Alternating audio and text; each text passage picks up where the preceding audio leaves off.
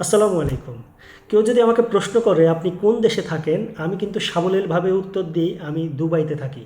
কিন্তু আপনি কি জানেন দুবাই মূলত কোনো দেশ না। দুবাই হচ্ছে একটা শহর। সংযুক্ত আরব আমিরাত মোট ৭টা আমিরাত বা শহর দিয়ে গঠিত, আর তার মধ্যে অন্যতম প্রধান শহর হচ্ছে এই দুবাই। এখন কথা হচ্ছে দুবাই কেন অন্যান্য আমিরাত বা শহরগুলো থেকে আলাদা। কারণ দুবাই শুধুমাত্র একটা শহর না, দুবাই একটা পরিকল্পনা। 50 বছর আগেও যেখানে ছিল মরুভূমি, দুবাই আজ সেখানে গড়ে তুলেছে বিশ্বের অন্যতম আধুনিক শহর। দুবাইয়ের জনসংখ্যা নিয়ে মজার একটা ফ্যাক্ট রয়েছে। আপনি কি জানেন দুবাইতে যারা বসবাস করে তার 85 থেকে 90% মানুষই হচ্ছে প্রবাসী। অর্থাৎ দুবাই এমন একটি আন্তর্জাতিক শহর যেখানে পৃথিবীর প্রায় 200টিরও বেশি দেশের মানুষ একসাথে কাজ করে। আমরা জানি দুবাইয়ের আইন অনেক কড়া। এর অন্যতম প্রধান কারণ হচ্ছে নিরাপত্তা। দুবাই পৃথিবীর অন্যতম নিরাপদ শহরগুলোর মধ্যে একটি।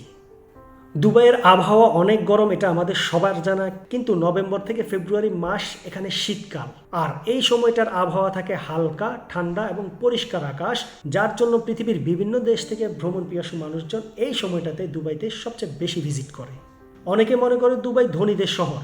বাস্তবিক অর্থে দুবাই সবাইকে সুযোগ দেয়, বিশেষ করে ব্যবসায়ীদের। কিন্তু সফলতা নির্ভর করবে আপনি কতটা পরিশ্রম করছেন তার উপর। দুবাইয়ের কথা বলবো অথচ বুর্জ খলিফার নাম আসবে না, তা তো হতেই পারে না। দুবাইয়ের কাছে বুর্জ খলিফা শুধুমাত্র পৃথিবীর সবচেয়ে উঁচু ভবন না, বুর্জ খলিফা দুবাইয়ের আত্মবিশ্বাসের প্রতীক। দুবাইতে যারা আসে, বিশেষ করে প্রবাসীরা, তারা কিন্তু সহজে দুবাই ছাড়তে চায় না। কারণ এখানকার নিরাপত্তা, সম্মানজনক স্যালারি এবং ভবিষ্যতের আশা।